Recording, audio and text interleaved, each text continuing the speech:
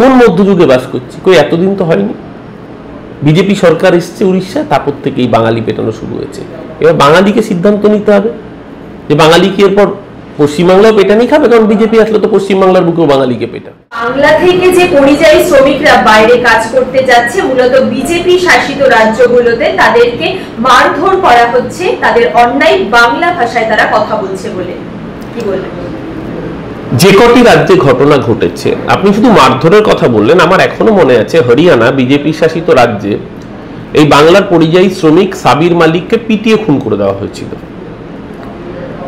এখন উড়িষ্যায় পেটানো হচ্ছে।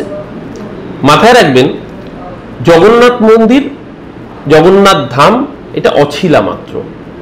এই জগন্নাথ ধাম এর কাজ তো বিগত 6 মাস বা 1 বছর ধরে হচ্ছে না। 2019 সালে এই কাজের সূচনা হয়েছিল। তখন শুভেন্দু অধিকারী তৃণমূলের নেতা ছিলেন, মন্ত্রী ছিলেন। সেই শিলান্যাসের সময় মমতা ব্যানার্জির পাশে শুভেন্দু অধিকারী উপস্থিত ছিল। তারপর 2020, 21 মাঝখানে লকডাউনে কিছুদিন কাজ বন্ধ ছিল। আবার 21-এর পরে 22 থেকে এই কাজ দ্রুতগতিতে শুরু হয়।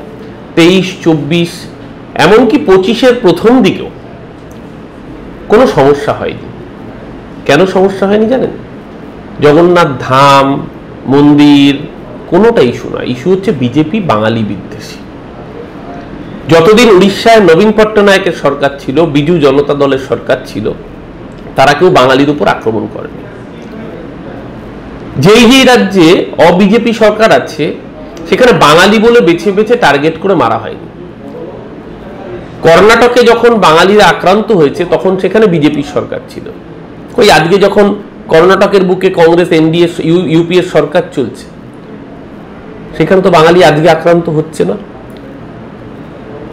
আজকে তো তামিলনাড়ুতে বাঙালি আক্রান্ত হচ্ছে না, কেরালাতে তো বাঙালি আক্রান্ত হচ্ছে না, সেখানে তো সিপিএম এর সরকার, আমাদের যাদের সাথে বিরোধিতা রয়েছে রাজনৈতিক। আবার পশ্চিমবাংলায়ও কোনো কেরালার নাগরিক, কোনো পাঞ্জাবের নাগরিক, কোনো তামিলনাড়ুর নাগরিককে তো আক্রমণ হতে হয় না, আক্রান্ত হতে হয় না। সেই রাজ্যগুলোকেই বেছে বেছে বাঙালিদের টার্গেট করা হয় যেখানে বিজেপি ক্ষমতায় রয়েছে। এবং এই বিজেপির রাজ্য নেতৃত্বটা চূড়ান্ত মেরুদণ্ডহীন। এদের মুরদ নেই কেন্দ্রীয় নেতৃত্বের বিরুদ্ধে একটা আঙুল তোলার, একটি শব্দ উচ্চারণ করবার। এই দলদাস বিজেপির বঙ্গ নেতৃত্ব, এরা এরপরও মুখ বুজে থাকবে, কারণ এদের দিল্লির প্রভুদের ছুড়ে দেওয়া রুটি খেয়ে, উচ্ছিষ্ট খেয়ে বেঁচে থাকতে হবে। তাই খুব স্বাভাবিকভাবেই বাঙালি তারা বিজেপি শাসিত রাজ্যে আক্রান্ত, বাঙালি তারা বিজেপির শাসনকালে নির্যাতিত, এবং বিজেপির রাজ্য নেতৃত্ব এই যে রাজ্যগুলোতে হচ্ছে সেই রাজ্যের মুখ্যমন্ত্রীদের বা গৃহমন্ত্রীদের ন্যূনতম বার্তাটুকু দেওয়ার প্রয়োজনীয়তা বোধ করে না। উড়িষ্যার যে ঘটনা সামনে এসেছে ভয়ঙ্কর। একটি ছেলে সাইকেলে চড়ে সেখানে ব্যবসা করে, সাইকেলে করে করে ফেরিওয়ালা মাল বিক্রি করে, নৃশংসভাবে রড দিয়ে পেটানো হচ্ছে তাকে। কোন মধ্যযুগে বাস করছি? কই এতদিন তো হয়নি। বিজেপি সরকার এসছে উড়িষ্যা, তারপর থেকেই বাঙালি পেটানো শুরু হয়েছে। এবার বাঙালিকে সিদ্ধান্ত নিতে হবে যে বাঙালি কি এরপর পশ্চিমবাংলাও পেটানি খাবে, কারণ বিজেপি আসলে তো পশ্চিমবাংলার বুকেও বাঙালিকে পেটাবে।